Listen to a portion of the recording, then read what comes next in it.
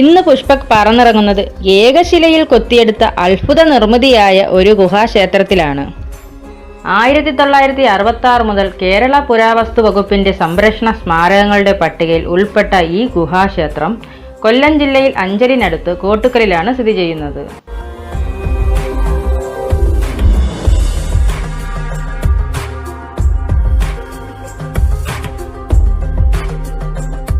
ശിവപ്രതിഷ്ഠയുള്ള ഈ ക്ഷേത്രത്തിൽ പൂജയും മറ്റും തിരുവിതാംകൂർ ദേവസ്വം ബോർഡിന്റെ മേൽനോട്ടത്തിലാണ് നടന്നുവരുന്നത്. കുംഭമാസത്തിലെ ശിവരാത്രിയാണ് ഇവിടത്തെ വിശേഷ ദിവസം.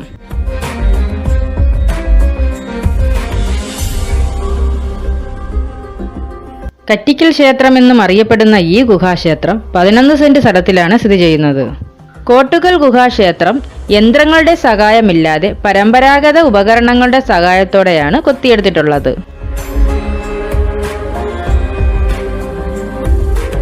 കൽത്രിക്കോവിൽ എന്നും അറിയപ്പെടുന്ന ഈ ക്ഷേത്രത്തിന്റെ നിർമ്മിതിയെപ്പറ്റി കൃത്യമായ രേഖകളൊന്നും ലഭ്യമല്ല.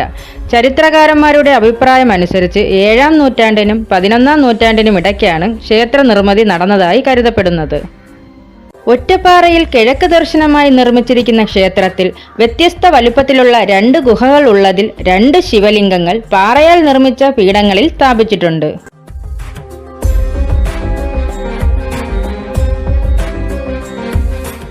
ഗുഹകൾക്കിടയിൽ പുറത്തു ഒരു ഗണപതി വിഗ്രഹം പാറയിൽ കൊത്തിവെച്ചിരിക്കുകയും തെക്കുഭാഗത്തെ ഗുഹയ്ക്ക് മുന്നിൽ അഷ്ടകോണിൽ നിർമ്മിച്ച കൽമണ്ഡപവും മണ്ഡപത്തിന്റെ ഭിത്തിയുടെ ഒരു വശത്ത് ഗണപതിയുടെയും മറുവശത്ത് ശിവവാഹനമായ നന്ദികേശന്റെയും രൂപങ്ങൾ കൊത്തിവെച്ചിട്ടുമുണ്ട്.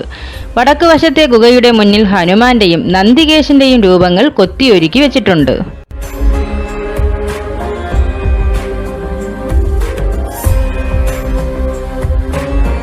കോട്ടുക്കൽ ഗുഹാക്ഷേത്രത്തിന്റെ മുന്നിൽ ഒരിക്കലും വറ്റാത്തൊരു കുളവും ചുമ്മാടുപാറ എന്നറിയപ്പെടുന്ന ഒരു പാറ ക്ഷേത്രത്തിന്റെ പിറകിലും കൂടാതെ യോഗീശ്വരനെ സങ്കല്പിച്ച് പൂജിക്കുന്ന ഒരു കല്ല് ക്ഷേത്രമുറ്റത്തും സ്ഥിതി ചെയ്യുന്നു.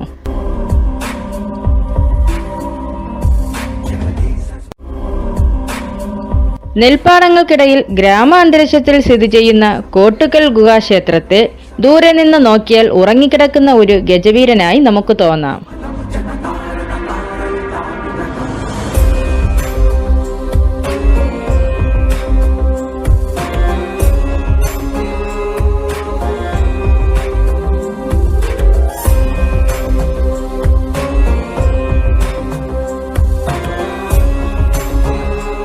പ്രാചീനതയുടെ കളിത്തട്ടിൽ അല്പനേരം ചിലവഴിച്ച് പുഷ്പക് മടങ്ങുന്നു.